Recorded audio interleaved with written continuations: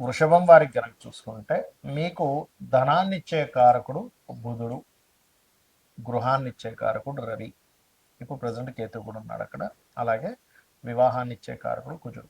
అయితే మీకు ఈ గ్రహాలకు సంబంధించినటువంటి విషయంలో ధనము, గృహము, వివాహ యోగాలు మీకు మీరుగా ఎలా చూసుకోవాలి, ఒకవేళ ఏదైనా ప్రాబ్లం ఉంటే మీరు దాన్ని ఎట్లా రెక్టిఫై చేసుకోవాలి, ఏ మంత్ర సాధన చేసుకుంటే మీకు బాగుంటుంది అనే విషయం ఇప్పుడు నేను చెప్తుంది నేనైనప్పటికీ చెప్పిస్తుంది సాక్షాత్ లలిత అమ్మవారిగా భావిస్తూ ఆ లలితాంబిక అమ్మవారి యొక్క అనుగ్రహం మీకు పరిపూర్ణంగా కలగాలని మనస్ఫూర్తిగా కోరుకుంటూ, ఇక్కడ ధనాధిపతి మీకు బుధుడవుతున్నాడు. ఆ బుధుడికి పంచమ ఆధిపత్యం కూడా వచ్చింది. దీనివల్ల ఏంటి, మీ యొక్క ఐడియా, మీ థింకింగ్ ప్యాటర్న్ ధనాన్ని ఇస్తుంది. అదేవిధంగా బుధుడు కనుక బాగుంటే మీకు ఆఫ్టర్ మ్యారేజ్ తర్వాత సంతానం కలిగినప్పటి నుంచి మీకు ఫినాన్షియల్గా మంచి గ్రోత్ ఉండబోతుంది అని మీరు అర్థం చేసుకోవాలి. ఇక ఈ బుధుడు కనుక కొంతమందికి పాడవుతాడు, అంటే బలహీనంగా ఉంటాడు. అప్పుడు మనం చేయవలసింది ఏమిటి అంటే బుధగ్రహానికి సంబంధించినటువంటి ప్రక్రియలు, అంటే పెసలు దానంగా ఇవ్వడం. వీక్గా ఉన్నాడంటే పెసలు, కేజీంబావు పెసలు, గ్రీన్ కలర్ క్లాత్ బుధవారాలు దానంగా ఇవ్వడం. మరియు ఈ విష్ణు సహస్రనామాలు శ్రవణం కానీ పఠనం కానీ చేయడం, బుధగ్రహం దగ్గర దీపారాధన చేయడం, ఇవి కనుక చేసినట్లయితే సరిపోతుంది. అయితే మీకు ఎప్పుడూ కూడా ధనాన్నిచ్చే కారకుల్లో కేవలం ధనాధిపతి కాకుండా పంచమాధిపతి, షష్టమాధిపతి, భాగ్యాధిపతి, దశమాధిపతి, లాభాధిపతి కూడా ఇస్తారు. వీటిల్లో ఏది బలంగా ఉందో చూసుకొని ఆ రిలేటెడ్ సంబంధించిన ప్రయత్నం కూడా చేసినట్లయితే అధిపతి ఎవరో తెలుసుకుంటే కూడా మీకు డబ్బులు వస్తాయి. ఇక రెండవది గృహకారకుడు. సర్వసాధారణంగా రవి అయ్యాడు కాబట్టి కొంచెం రాయల్గా ఉండేది తీసుకోవాలి. అది వస్తువు తీసుకున్నా, గృహం తీసుకున్నా ఆ తత్వం ఉంటుంది మీకు. సో సూర్య నమస్కారాలు ఎంత చేస్తూ ఉంటే మీకు గృహయోగం అంత కలుగుతుంది. ఇక సప్తమాధిపతి కుజుడు, వ్యయాధిపతి కూడా కుజుడు అయ్యాడు కాబట్టి ఆఫ్టర్ మ్యారేజ్ తర్వాత సమ్ టైమ్స్ మీరు బయట తిరగడం కానీ, తన దగ్గర మీరు ఉండడం కానీ, కొంచెం స్ట్రాంగెస్ట్ పర్సన్ ఉండడం కానీ, మీ ఇద్దరికి వివాహం విషయంలో కొంచెం అట్రాక్షన్ కూడా ఎక్కువగా ఉండడం కూడా జరుగుతుంది. అయితే మీరు కుజగ్రహం దగ్గర దీపారాధన, ఇక్కడ ఏదో కుజదోషం అనుకోకండి, కుజగ్రహం దగ్గర కనుక దీపారాధన కనుక చేస్తూ సుబ్రహ్మణ్యేశ్వర స్వామిని, ఆంజనేయ స్వామిని కనుక మీరు ఆరాధన కనుక చేసినట్లయితే ఖచ్చితంగా వివాహ సంబంధించిన విషయాలు ఏవైతే ఉన్నాయో అవి కాస్త మూవ్ అవుతాయి. కొంతమందికి చూడండి బాగా చదువుకుంటారు కానీ ధనబలం సరిగ్గా ఉండదు, మరి కొంతమందికి గృహం ఉండదు, కొంతమందికి వివాహం ఉండదు ఎంత సెటిల్మెంట్ అయినా కూడా. దీనికి కారణాలు ఏమిటి, మీ యొక్క జన్మజాతకంలో రెండవ స్థానం డీయాక్టివేట్ అయిపోయింది, అంటే డెడ్ అయిపోద్ది ఒక్కోసారి, అంటే బ్లాక్డ్ భాగ్య చక్ర, భాగ్యం ఉంది కానీ బ్లాక్ అయిపోయింది. ఇప్పుడు ధనానికి కేవలం రెండవ స్థానం ఒకటైనా కాదు, రెండవ స్థానము, పంచమ స్థానము, భాగ్యస్థానము, లాభస్థానము, ఆరవ స్థానం కూడా ధనాన్ని ఇస్తుంది, దశమం కూడా ఇస్తుంది, ఎందుకంటే దశమం అంటే వృత్తి కాబట్టి. ఈ ఆరిట్లో ఏ స్థానం బాగుందో చెక్ చేసుకోండి ఫస్ట్ మీరు. ఏ స్థానం బాగుందో చెక్ చేసుకొని ఆ రిలేటెడ్గా మీరు ప్రయత్నం చేయండి ఫైనాన్స్ కోసం. అప్పుడు మీకు ఏమవుతుందంటే బాగున్నటువంటిది మీకు ఫలితాన్ని ఇవ్వాలి. ఇక్కడ ఇప్పుడు మీరు చూడండి, ఒక నాలుగైదు కూరగాయలు కొనడానికి వెళ్ళారు ఉదాహరణకి, అక్కడ అన్నిట్లో ఏది బాగుందో తీసుకున్నారు. ఇప్పుడు దాని రిజల్ట్ ఎలా ఉంటుంది, దాని కూర వండుకుంటే బాగుంటుంది కూడా. అలాగే సేమ్ యాజ్ ఇట్ ఈజ్ మీ ధనాధిపతి, పంచమాధిపతి, షష్టమాధిపతి, దశమాధిపతి, భాగ్యాధిపతి, లాభాధిపతి, ఇన్ని ఆప్షన్స్ ఉన్నాయి, కేవలం ఒక ధనాధిపతినే కాదు.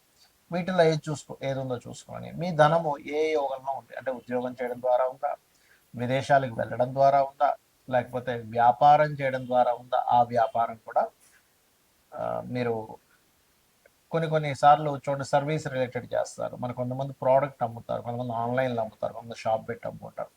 ఇది అసలు ఎందులో ఉంది అనేది తెలుసుకోవాలి. ఇది ఎలా తెలుసుకుంటాము, మీ ధనాధిపతి దేంతో, మూడో అధిపతితో ఉన్నాడు మీడియేటింగ్ ద్వారా, నాలుగో అధిపతితో ఉన్నాడు రియల్ ఎస్టేట్, ఐదో అధిపతితో ఉన్నాడు ఉదాహరణకు ఐదో స్థానం, అది ఐదో అధిపతి మెడికల్ రిలేటెడ్ ఆరోగ్యానికి సంబంధించింది ఏదైనా అనుకోండి, అది ఎంతసేపు డాక్టరే అవ్వాలని రూల్, ఆరో అధిపతితో ఉన్నాడు. లోన్స్ ఇవ్వడం ద్వారా కూడా డబ్బులు వస్తాయి కొంతమందికి, లేదా ఉద్యోగం చేయడం, ఏడని అనుకోండి, ఈవెంట్స్, లేకపోతే 11 ఈవెంట్స్, బిజినెస్లు కూడా అనుకోవచ్చు. ఏంటంటే రీసెర్చెస్ ద్వారా, లేకపోతే తాతగారి ప్రాపర్టీ ఏదైనా ఉంటే, లేకపోతే మనకి డయాగ్నోటిక్ సెంటర్స్, 9 అనుకోండి టీచింగ్, 10 అనుకోండి జాబ్, 11 అనుకోండి మళ్ళీ అగైన్ బిజినెస్, 12 అంటే సర్వీసెస్ మూలంగా విదేశాలు వెళ్ళడం ద్వారా ఎలా ఉందో చూసుకోవాలి. అలాగే గృహయోగం విషయంలో కూడా మీరు ఏంటంటే అసలు మీకు తాతగారిది కానీ తండ్రి గారిది కానీ అనుభవించే యోగం ఉందా లేదా. కొంతమంది చూడండి తాతగారి ప్రాపర్టీ ఉందండి కానీ అది కోర్టు కేసులో ఉంది, తాతగారు ప్రాపర్టీ ఉంది కానీ మేము అనుభవించలేకపోతున్నాం, అది పంచడం లేదు, మాకేం లాభం, అది ఎప్పుడు పంచుతారో తెలియదు అంటూ ఉంటారు. అంటే మీ పర్సనల్ చార్ట్లో తాతగారి ప్రాపర్టీ అనుభవించే యోగం లేదనుకోండి, ఇలా జరుగుతుంది. సేమ్ తండ్రి గారి ప్రాపర్టీ కూడా, సేమ్ మీ ప్రాపర్టీ విషయంలో కూడా కొంతమంది చూడండి, ఏంటో 60 ఏళ్ళు వచ్చేసాయి ఇప్పటిదాకా ఒక సెంట్ భూమి కూడా కొనుక్కోలేదు, ఏంటో నా జీవితం అనుకుంటూ ఉంటారు. కారణం ఏంటంటే మీ పర్సనల్ చార్ట్లో ప్రాపర్టీ కొనుక్కునే యోగం అనేటువంటిది సరిగ్గా లేదు, ఇది గుర్తుపెట్టుకోవాలి.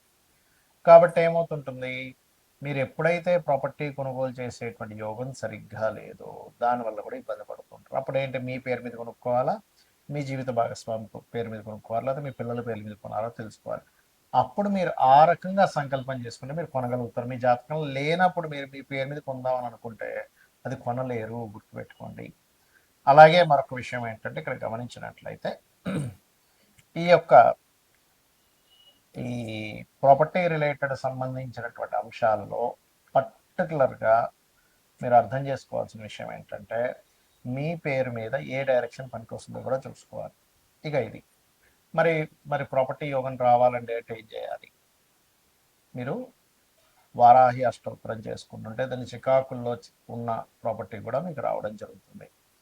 ఇక వివాహం, ఇక్కడ చాలామంది ఏంటంటే చాలా భయపడుతూ ఉంటారు, ఏమంటే నాకు 30 ఏళ్ళు వచ్చేసాయి, 35 ఏళ్ళు వచ్చేసాయి, ఇంకా వివాహం లేదు, మా పిల్లల తోటోళ్ళకి 25 అయిపోయిందని. ఇక్కడ జన్మజాతకంలో సప్తమ స్థానం ఎప్పుడు యాక్టివ్ అవుతుందో చూసుకోగలగాలి. ప్రతి జీవుడికి 3 నుంచి 5 సార్లు వివాహ యోగం అనేది వస్తుంది. ఆ 3 నుంచి 5 సార్లు ఎప్పుడు మీరు వివాహం చేసుకుంటే అది మంచిది. కొన్నిసార్లు 3 నుంచి 5 సార్లు చేసుకోకూడని సమయం కూడా నడుస్తుంది. అక్కడ ఏంటంటే ఆ చేసుకోకూడని సమయం నడిచినప్పుడు మీకేమవుతుంది, ఆ వివాహ సంబంధించినటువంటి విషయంలో రాంగ్ స్టెప్ పడుతూ ఉంటుంది. ఫస్ట్ ఆఫ్ ఆల్ మీ జన్మ జాతకంలో 2 వివాహాల యోగం ఉందా లేదా ఫస్ట్ చెక్ చేసుకోండి. అది ఎలా చూడాలి, సప్తమాధిపతి పాడవడం, 12వ అధిపతి పాడవడం, డ్యూయల్ సైన్ కనెక్టివిటీస్ వస్తే 2 వివాహాల యోగం ఉందని మీరు నిర్ధారించుకోవాలి.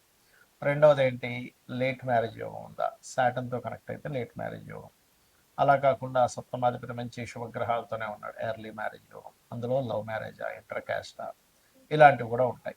ఎప్పుడు వివాహం చేసుకుంటే మంచిది అనేటువంటిది ఉంటుంది. చాలామందికి ఏంటంటే మంచి ముహూర్తం పెట్టుకున్నామండి, కానీ ఎందుకో మాకు వివాహ సంబంధించిన విషయంలో ఇటువంటి అనుభవం చూసాము అంటూ ఉంటారు. ఇక్కడ ఏంటంటే 2 వివాహాల యోగం ఉండడం వల్ల మీరు ఎటువంటి ముహూర్తం పెట్టుకున్నా ఎలా చేసుకున్నా ఇబ్బంది అనేది వస్తూ ఉంటుంది. అందుకని మీరు ఏం చేయాలి, స్త్రీ అయితేనేమో కుంభ వివాహము, పురుషుడైతే అర్క వివాహం చేసుకొని వివాహం చేసుకోవాలి, గుర్తుపెట్టుకోండి. ఇది ప్రధానంగా గుర్తుపెట్టుకోవాల్సినటువంటి అంశము. ఇక మరొక విషయం ఏంటంటే ఇక్కడ ఈ సప్తమ స్థానం ఏదైతే ఉందో, ఈ సప్తమాధిపతి ఎవరైతే ఉన్నారో ఏ గ్రహాల చేత స్ట్రక్ అయి ఉన్నాడు, బ్లాక్ అయి ఉన్నాడు. మనం ఇక్కడ ఏంటంటే ధనాధిపతి బ్లాక్ అయితేనేమో ధనపరంగా ఎదుగుదల లేదు. 4th లార్డ్ అంటే చతుర్థాధిపతి బ్లాక్ అయితేనేమో మీరు ప్రాపర్టీ కొందామంటే కొనలేకపోతుంటారు. అలా కాకుండా మీకు అష్టమాధిపతి బ్లాక్ అయితే తాతగారు ప్రాపర్టీ తీసుకోకూడదు, ఒకవేళ తీసుకున్న అది అమ్మేసి ఇంకోటి కొనుక్కోవాలి. 12వ అధిపతి బ్లాక్ అయితే తండ్రి గారి ప్రాపర్టీ విషయంలో ఇబ్బందులు వస్తాయి. సో ఇక్కడ ఏది బ్లాకింగ్లో లేదో అది ఉంచుకోవచ్చు, మిగిలిన అమ్మేసి ఇంకోటి కొనుక్కోవాలి. ఇది చాలా చాలా ఇంపార్టెంట్, మన లైఫ్ని పూర్తిగా తిప్పుతుంది ఈ యొక్క అంశం అనేటువంటిది.